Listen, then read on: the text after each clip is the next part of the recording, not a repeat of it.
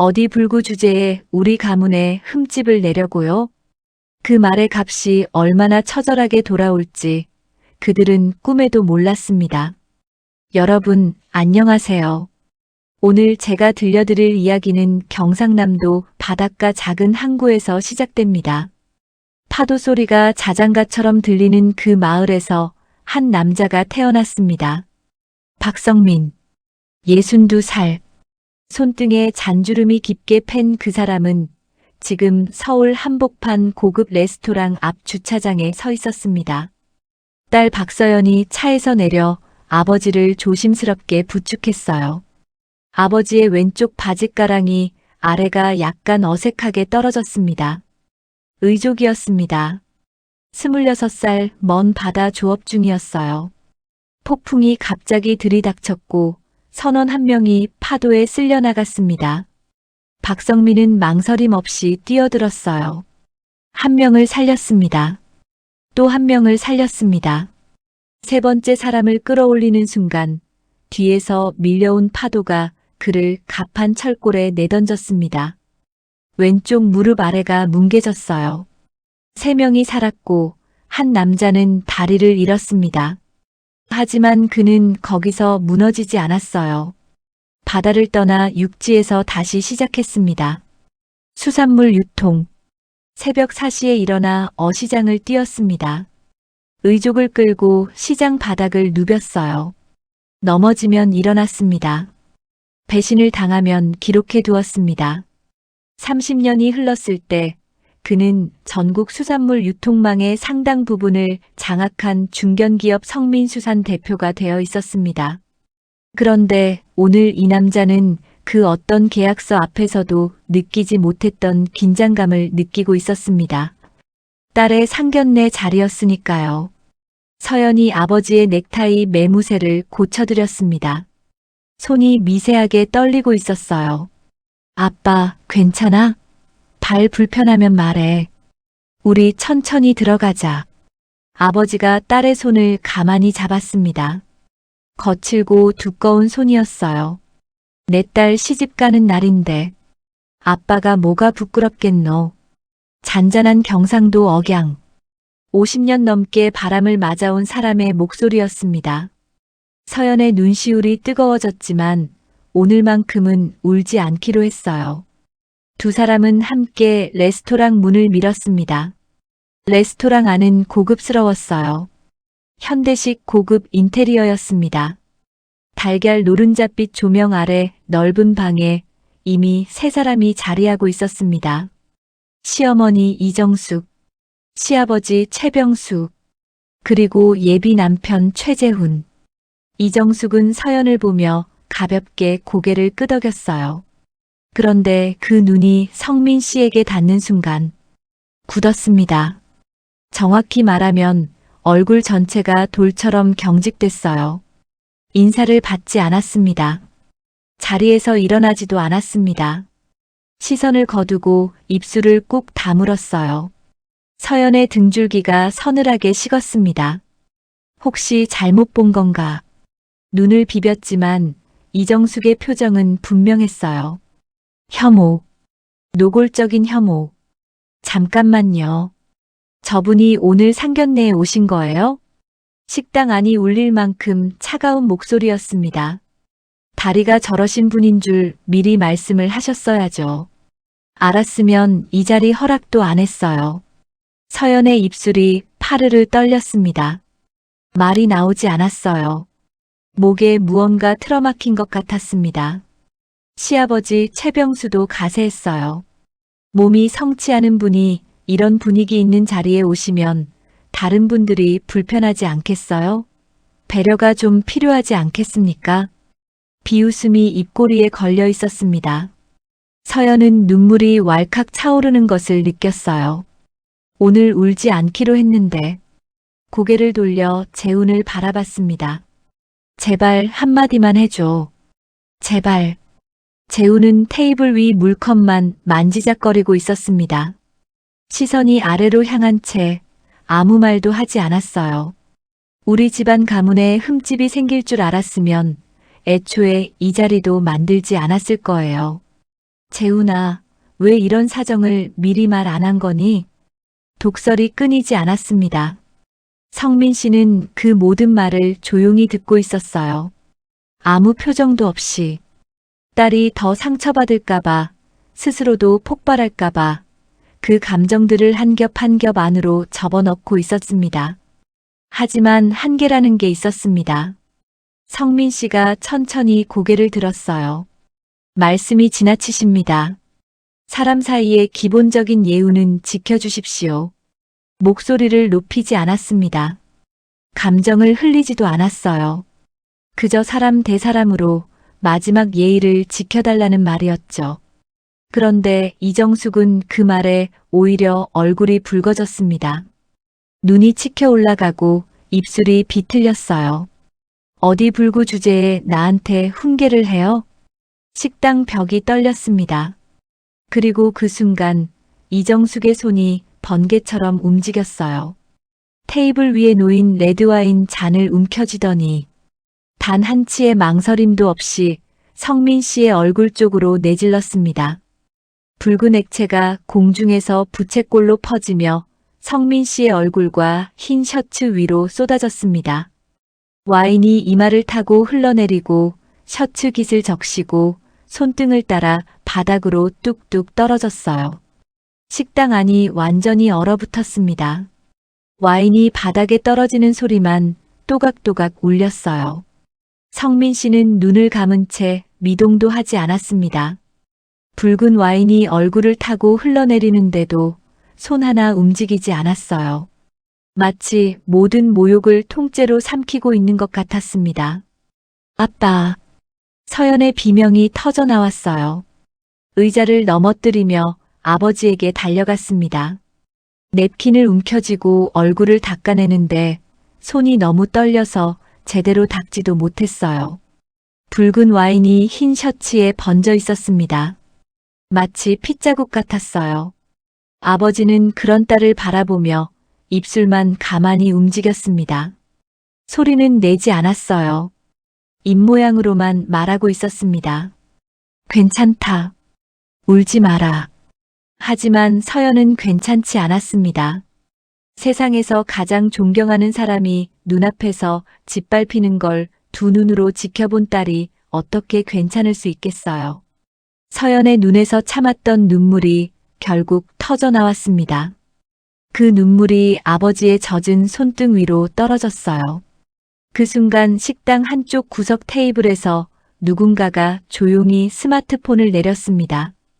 아무도 눈치채지 못한 채 그 장면은 이미 영상으로 기록되고 있었어요. 서연이 고개를 들었습니다. 눈이 빨갛게 부어 있었지만 시선은 똑바로 시어머니를 향하고 있었어요. 사과하세요. 지금 당장 우리 아버지한테 사과하세요. 목소리가 갈라지고 있었지만 한 글자도 흐리지 않았습니다. 온몸이 떨리고 있었지만 두 눈만큼은 흔들리지 않았어요. 이정숙은 코웃음을 쳤습니다. 입꼬리를 비틀며 고개를 돌려버렸어요. 물잔을 집어들고 태연하게 한 모금 마셨습니다. 그 여유로운 손놀림이 서연의 가슴을 한 번 더 찔렀어요. 그때 옆에서 낮은 목소리가 들려왔습니다. 서연아, 엄마 성격 알잖아. 흥분하면 원래 저래. 그냥 아버님 모시고 먼저 나가자. 서연은 천천히 고개를 돌려 재훈의 얼굴을 바라봤습니다. 3년을 함께한 사람이었어요. 결혼을 약속하고 평생을 함께하겠다고 맹세한 사람이었죠. 그런데 지금 이 사람은 아버지 얼굴에 와인이 흘러내리는 걸 보고도 엄마 성격 알잖아라는 말을 하고 있었어요. 그 순간 서연은 깨달았습니다. 이 사람은 결정적인 순간에 가장 먼저 약자를 버리는 사람이라는 것을요. 사랑이 아무리 깊어도 이건 용서할 수 없는 것이었습니다. 서연은 왼손을 들어 올렸습니다. 약혼 반지를 천천히 빼냈어요. 3년의 사랑이 담긴 반지였지만 손가락에서 빠져나가는 순간 단 한 줌의 미련도 남지 않았습니다. 반지를 재훈 쪽 식탁 위로 내려놓았어요. 반지가 접시에 부딪혀 맑은 소리를 내며 테이블 위를 굴렀습니다. 이 결혼은 여기서 끝이에요. 재훈이 화들짝 놀라 서연의 팔을 잡으려 했지만 서연은 그 손을 뿌리쳤어요. 이정숙이 벌떡 일어나며 소리를 질렀습니다. 어디서 배운 버릇이야? 이게 무슨 짓이에요? 고함이 식당을 울렸지만 서연은 단 한 번도 뒤돌아보지 않았습니다. 아버지의 팔을 조심스럽게 잡고 어깨를 든든히 받치며 식당 문을 밀고 나갔어요. 뒷문이 닫히는 소리가 둔탁하게 울렸고 이정숙의 고함은 문 너머로 사라졌습니다. 주차장에 나오자 차가운 밤 공기가 얼굴을 때렸습니다. 그 순간 서연이 무너져 내렸어요. 아버지 옆에 주저앉으며 두 손으로 얼굴을 감싼 채 울음을 터뜨렸습니다. 식당 안에서 꾹꾹 눌러 참았던 것들이 한꺼번에 쏟아져 나왔어요.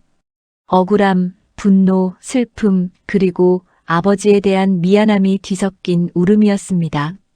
아버지는 아무 말 없이 딸의 어깨를 끌어안았어요. 와인에 젖은 셔츠 그대로였지만 그게 무슨 상관이었겠어요.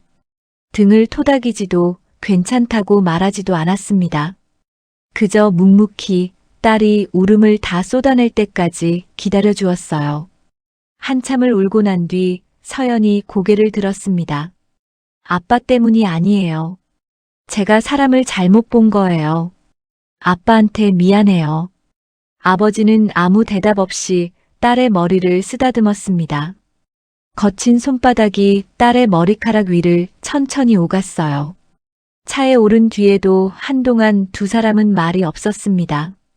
엔진 소리만 낮게 울리는 차 안에서 아버지가 천천히 눈을 감았습니다. 그리고 주머니에서 전화기를 꺼냈어요. 전화가 연결되자 짧게 한마디만 했습니다. 준비해둔 것들, 오늘부터 순서대로 시작하십시오. 그게 전부였습니다. 통화는 10초도 채 걸리지 않았어요. 하지만 그 짧은 문장 속에 담긴 무게는 서연이 한 번도 느껴본 적 없는 것이었습니다. 평소 따뜻하고 인자하기만 하던 아버지의 목소리에 처음으로 냉기가 어려 있었어요. 바람이 아니라 얼음 같은 차가움이었습니다. 서연은 놀란 눈으로 아버지를 바라봤어요. 이건 자신이 아는 아버지의 목소리가 아니었습니다. 아버지는 전화기를 내려놓은 뒤 아무런 설명도 하지 않았어요. 창밖을 바라보는 옆모습에 더 이상 따뜻한 미소가 없었습니다. 대신 서연이 처음 보는 서늘하고 단단한 표정이 자리 잡고 있었어요. 그날 밤 서연이 지쳐 잠든 뒤에도 아버지는 서재 불을 끄지 않았습니다. 창 너머로 도시의 불빛이 흩어지는 것을 바라보며 오래도록 앉아 있었어요. 머릿속에는 딸의 무너진 얼굴과 짓밟힌 존엄과 셔츠를 타고 흘러내리던 붉은 와인이 번갈아 떠올랐습니다. 아버지는 천천히 주먹을 쥐었어요. 감정이 아니라 그들이 평생 믿어온 질서 그 자체로 응답하겠다고 조용히 결심했습니다. 돈과 권력, 그것으로 대가를 치르게 하겠다고요. 서재의 불빛 아래 아버지의 눈빛은 30년 전 폭풍 속 바다보다도 더 깊고 서늘하게 빛나고 있었습니다. 밤 11시가 넘은 시각, 초인종이 울렸습니다. 현관 모니터에는 양복 차림의 남자가 서 있었어요. 비서실장 오태준이었습니다. 이 늦은 시간에 양복을 갖춰 입고 달려온 것만 봐도 전화 한 통의 무게가 어느 정도인지 짐작할 수 있었어요. 오태준 실장은 서재로 들어서자마자 성민 씨의 셔츠를 보고 멈춰섰습니다. 와인 자국이 선명하게 말라 있었어요. 흰 셔츠 위에 붉은 얼룩이 핏자국처럼 번져 있었습니다. 오 실장의 얼굴이 순간 굳었어요. 대표님, 이건 대체... 말끝을 잇지 못하고 허리를 깊이 숙였습니다. 20년 넘게 아버지를 보좌해 온 사람이었어요. 폭풍 속에서 다리를 잃은 뒤에도 사업을 키워온 과정을 처음부터 곁에서 지켜본 사람이었죠. 성민 씨는 셔츠에 대해 한마디도 하지 않았습니다. 아무 감정도 드러내지 않은 채 짧고 정확하게 지시했어요. 이루건설 관련 계약 현황, 금융 의존도, 유통 협력사 구조 정리 자료 가져오셨습니까? 오 실장은 이미 준비해온 서류철을 가방에서 꺼내 책상 위에 올려놓았습니다. 전화를 받자마자 예상하고 챙겨온 것이었어요. 두 사람은 밤새 서류를 검토했습니다. 이루건설. 시어머니 이정숙이 실질적으로 경영하는 중소건설개발 회사였어요. 자본금은 탄탄해 보였지만 구조가 허술했습니다. 특히 수산물 물류와 식자재 공급 계약에서 성민수산과 간접적으로 얽혀 있었어요.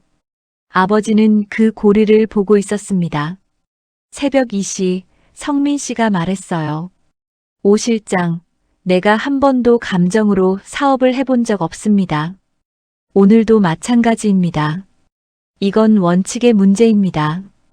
오 실장은 말없이 고개를 숙였습니다. 다음 날 아침 아무 일도 없었습니다. 성민수산 사무실은 평소처럼 새벽부터 분주했고 아버지는 여느 때처럼 어시장 현장을 돌았어요. 이정숙이나 최병수 쪽에서는 아무 연락도 오지 않았습니다. 아마 그들은 생각했겠죠. 오늘 일은 이걸로 끝이다. 어차피 결혼도 깨졌으니까. 하지만 조용한 파도는 이미 시작되고 있었습니다. 성민수산은 여러 건설사에 구내식 당용 수산물과 식자재를 공급하는 계약을 맺고 있었어요.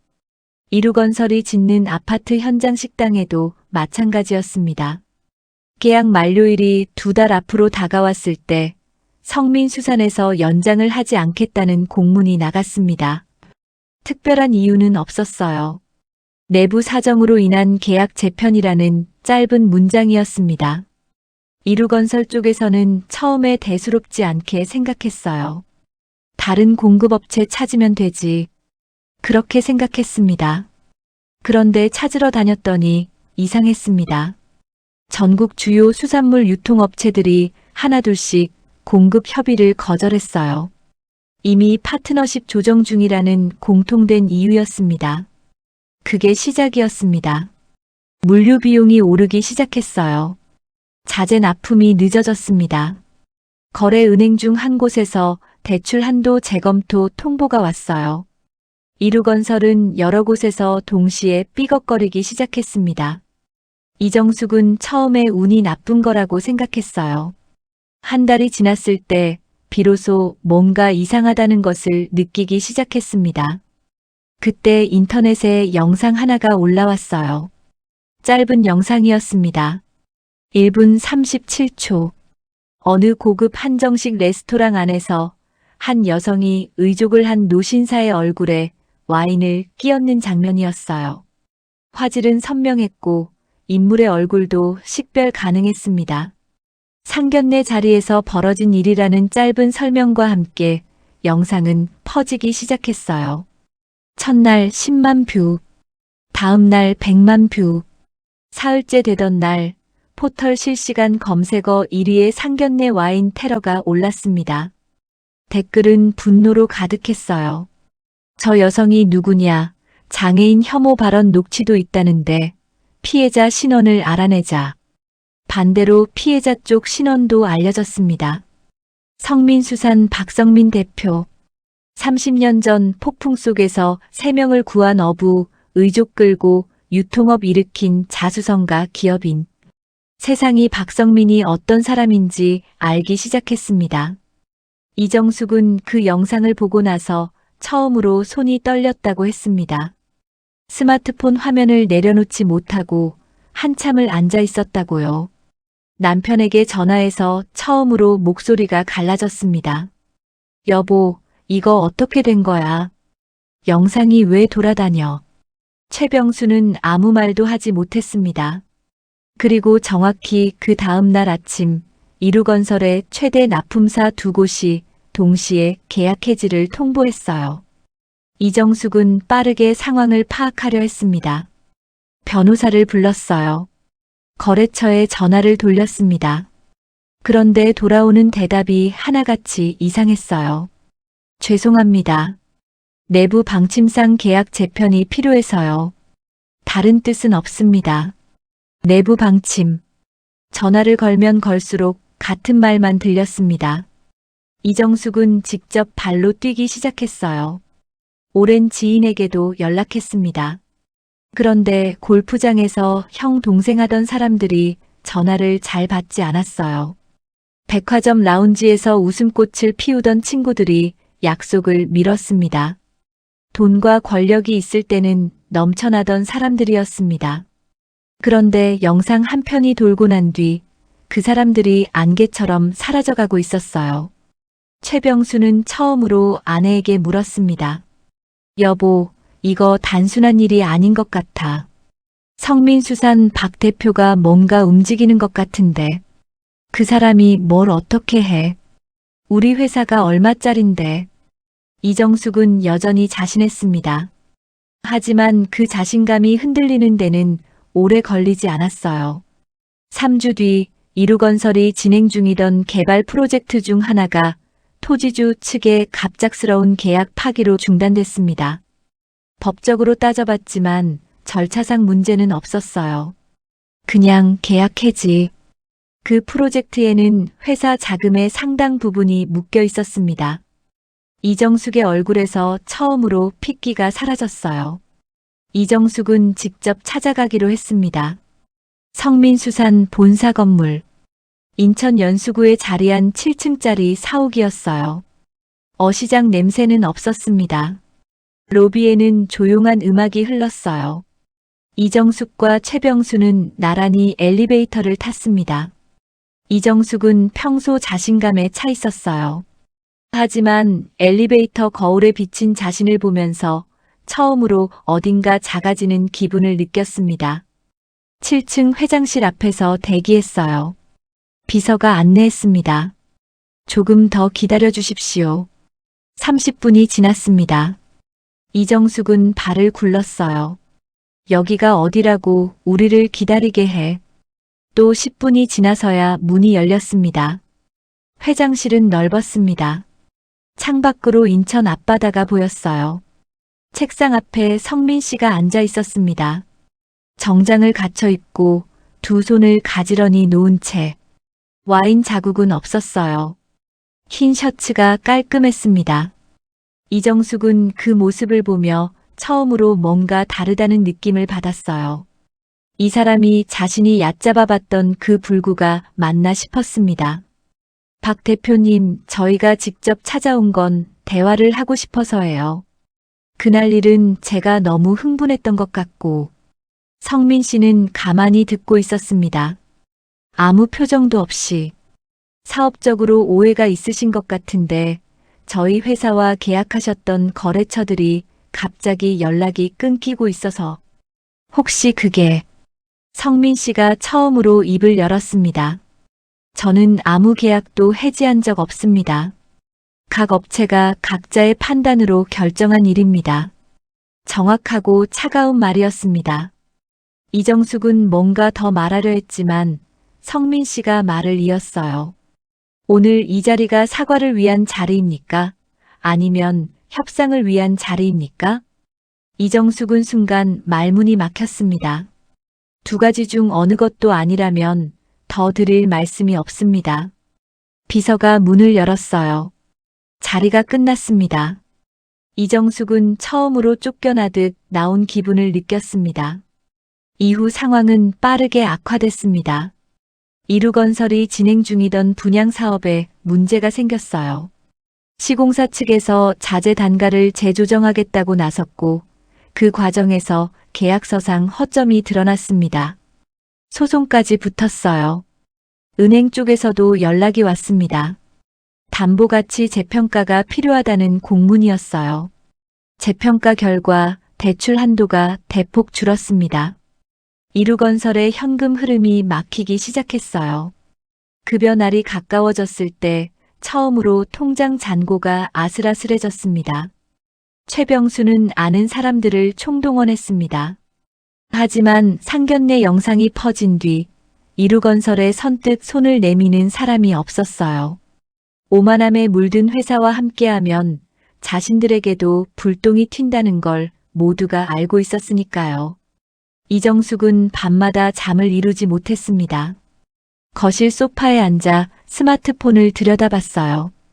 예전 같으면 연락해서 해결할 수 있는 일이었습니다. 그런데 이제 전화기에 손이 가질 않았어요. 자신의 번호를 저장하지 않은 사람들이 너무 많아졌으니까요. 재우는 부모를 보면서 처음으로 두려움을 느꼈습니다. 서연에게 다시 전화를 걸었어요. 서연아, 나 정말 미안해. 그날 내가 잘못했어. 내 아버지께도 사과드리고 싶어. 서연의 목소리는 차분했습니다. 재훈 씨, 당신은 그날 침묵으로 우리 아버지 얼굴에 같이 와인을 부은 사람이에요. 전화가 끊겼어요. 재훈은 전화기를 쥔 채 한참을 서 있었습니다. 그날 상견례 자리에서 자신이 무엇을 했는지, 아니 무엇을 하지 않았는지가 비로소 선명하게 보였어요.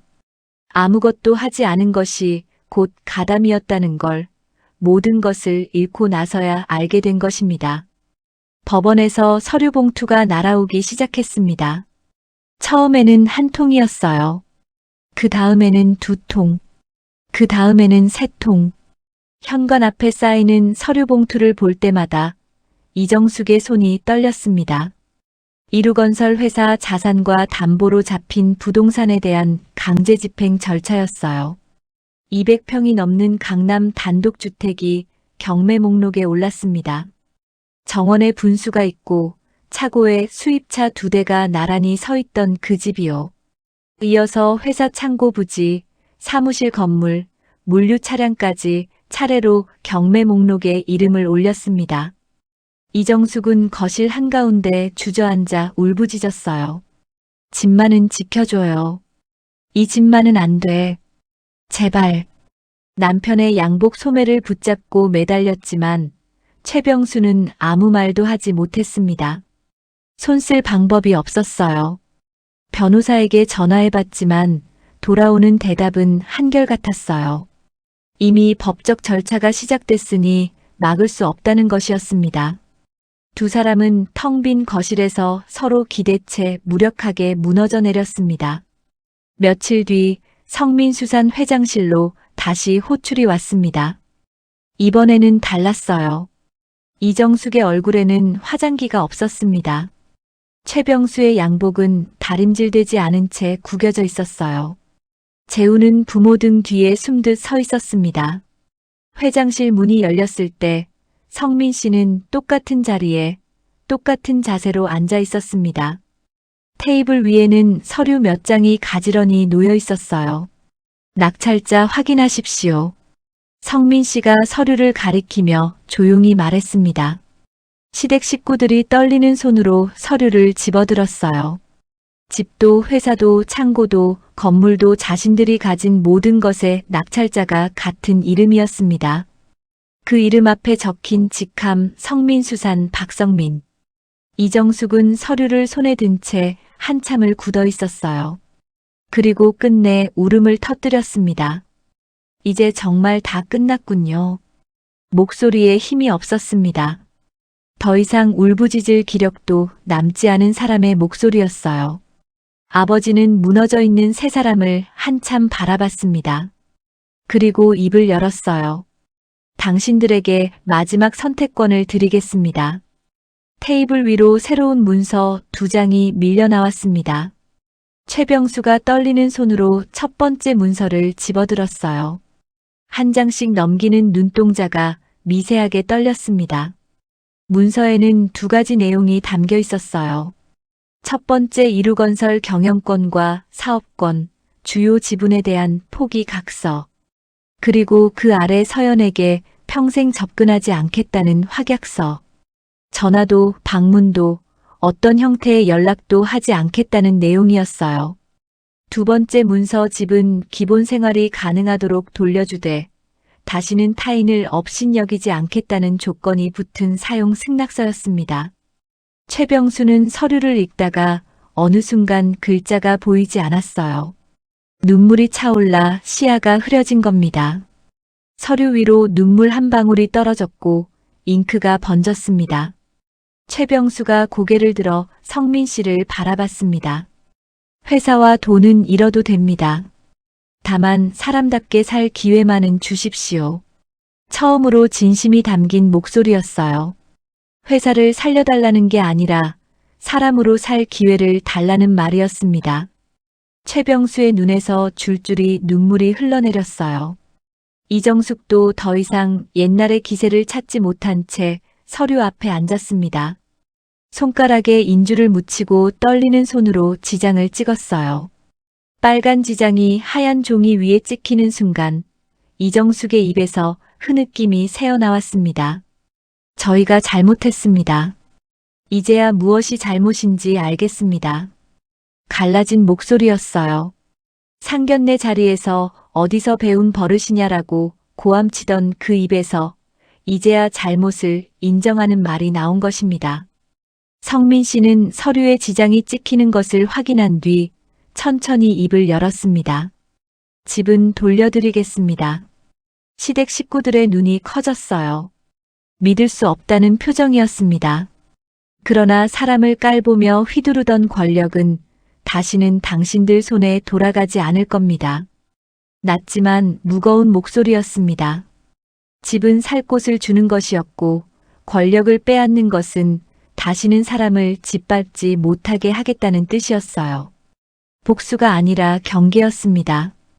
분노가 아니라 원칙이었어요. 아버지는 끝까지 소리를 지르지 않았습니다. 끝까지 감정에 휘둘리지 않았어요. 그것이 이 사람의 방식이었고 이 사람의 품격이었습니다. 시댁 식구들은 고개를 숙인 채 회장실을 나갔어요. 들어올 때와는 완전히 다른 사람들이었습니다. 오만함은 사라졌고 그 자리에는 자신들이 저지른 일의 무게만이 어깨 위에 무겁게 내려앉아 있었습니다. 모든 절차가 끝났습니다. 서류에 도장이 찍히고 서명이 완료되고 마지막 문서가 철해진 뒤에야 아버지의 서재에도 비로소 고요가 찾아왔어요. 서연이 서재 문을 조용히 열었습니다. 아버지는 창가로 의자를 돌려 앉아 있었어요. 창 너머로 붉은 노을이 번지고 있었고 그 빛이 아버지의 옆 얼굴 위로 따뜻하게 내려앉아 있었습니다. 서연은 아버지 옆에 가만히 앉았어요. 한참을 함께 노을을 바라보다가 며칠 동안 가슴속에 품고 있던 질문을 꺼냈습니다. 아빠, 끝까지 다 망가뜨릴 수도 있었는데 왜 집은 돌려주셨어요? 아버지는 바로 대답하지 않았어요. 창밖 노을이 주황에서 붉은색으로 다시 보라색으로 천천히 물들어가는 것을 한참 바라봤습니다. 그리고 입을 열었어요. 복수는 상대를 나처럼 만들기 위한 것이 아니라 나를 끝까지 지키기 위한 것이어야 한다. 조용한 목소리였습니다. 힘을 주지도 감정을 담지도 않은 담담한 말투였어요. 하지만 그 한마디에 서연은 가슴이 뜨거워지는 걸 느꼈습니다. 자신이 평생 자랑스러워했던 아버지의 품격이 바로 이런 순간에 드러난다는 것을, 상대를 완전히 무너뜨릴 수 있는 힘을 가지고 있으면서도 마지막 순간에 그 힘을 거두는 것. 그것이 진짜 강한 사람이 하는 일이라는 걸 서연은 아버지를 통해 배웠습니다. 어느 날 저녁이었어요. 아버지와 함께 거실에서 차를 마시고 있을 때 서연이 문득 물었습니다. 아빠, 그날 와인을 맞고도 왜 그렇게 흔들리지 않으셨어요? 상견례 이후 한 번도 꺼내지 못했던 질문이었어요. 아버지는 차잔을 내려놓고 딸을 바라봤습니다. 그리고 웃었어요. 따뜻하고 잔잔한 늘 그 미소였습니다. 내가 쓰러지면 우리 딸이 더 아플까봐 그랬다. 단 한 문장이었어요.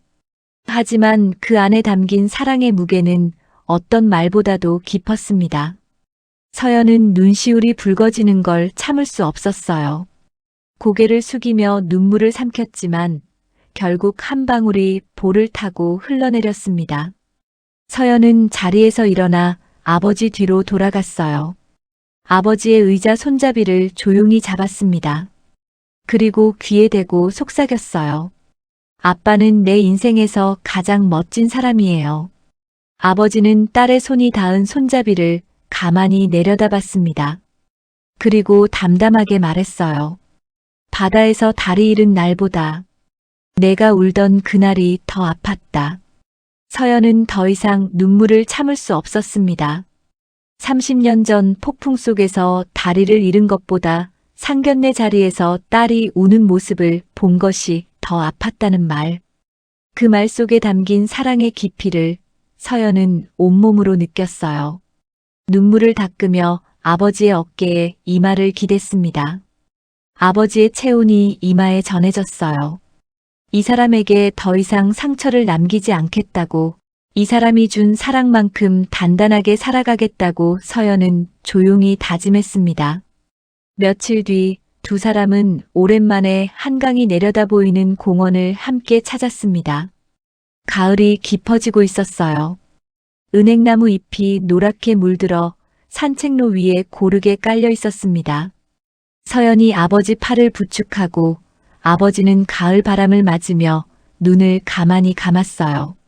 낙엽을 밟을 때마다 바스락거리는 소리가 났고 강 위로 부는 바람이 두 사람의 머리카락을 살짝 흩날렸습니다. 산책로를 지나는데 유치원에서 소풍을 나온 아이들이 환하게 인사를 건넸어요. 안녕하세요. 아버지는 활짝 웃으며 손을 흔들어 주었습니다. 아이들이 까르르 웃으며 뛰어갔고 서연은 아버지의 미소를 바라보며 함께 웃었어요. 이 웃음이, 이 평범한 오후가 세상 어떤 재산보다 값진 것이라는 걸 서연은 알고 있었습니다. 공원 벤치 앞에서 아버지가 마지막으로 말했습니다. 사람의 가치는 멀쩡한 다리나 큰 집에서 나오지 않는다. 남의 아픔을 대하는 마음에서 나온다. 붉은 노을이 내려앉고 있었어요. 아버지의 손등 위에도, 서연의 어깨 위에도, 공원 산책로 위에도 따뜻한 빛이 고르게 퍼졌습니다. 서연은 아버지의 팔을 꼭 잡은 채 천천히 걸었어요. 아버지도 눈을 감고 가을 바람을 느꼈습니다. 두 사람은 지난 상처를 넘어 단단한 삶의 쪽으로 천천히 그러나 분명하게 나아가고 있었습니다. 여러분, 오늘 이야기 어떠셨나요? 저는 이 이야기를 정리하면서 여러 번 가슴이 먹먹해졌습니다. 상견례 자리에서 와인을 뒤집어 쓰고도 끝까지 품위를 잃지 않았던 박성민 씨의 모습이 오래도록 마음에 남았어요. 보통 사람이라면 그 자리에서 분노를 터뜨렸을 겁니다. 하지만 이 아버지는 딸이 더 아플까봐 참았고 복수조차 감정이 아닌 원칙으로 마무리했습니다. 우리는 살면서 사람을 겉모습으로 판단할 때가 많습니다. 멀쩡한 몸, 비싼 옷, 큰 집, 높은 직함, 그런 것들로 사람의 가치를 재려들죠. 하지만 이 이야기가 말해주고 있습니다. 진짜 품격은 약자를 대하는 태도에서 드러난다고요. 힘없는 사람 앞에서 어떤 모습을 보이느냐가 그 사람의 진짜 얼굴이라고요. 그리고 하나 더요. 복수에도 격이 있다는 것을 이 이야기는 보여줍니다. 상대를 완전히 무너뜨릴 수 있는 힘이 있으면서도 마지막 순간에 집을 돌려준 아버지의 선택. 그것이야말로 진정한 강함이 아닐까 싶습니다. 상대를 나처럼 만들기 위한 복수가 아니라 나를 끝까지 지키기 위한 복수. 이 말이 참 오래 남습니다. 혹시 지금 누군가에게 무시를 당하고 계신 분이 있다면 이 아버지를 떠올려 주세요. 당장 흔들리더라도 끝까지 품위를 지키는 사람이 결국 이긴다는 것을요. 그리고 사람을 함부로 대하고 있는 누군가가 있다면 이정숙과 최병수의 결말을 기억해 주세요. 오만함은 반드시 값을 치른다는 것을요. 오늘 이야기가 여러분의 마음에도 따뜻한 울림으로 남았으면 좋겠습니다. 들어주셔서 감사합니다. 진짜 강한 사람은 무너뜨릴 수 있을 때 손을 거둔다.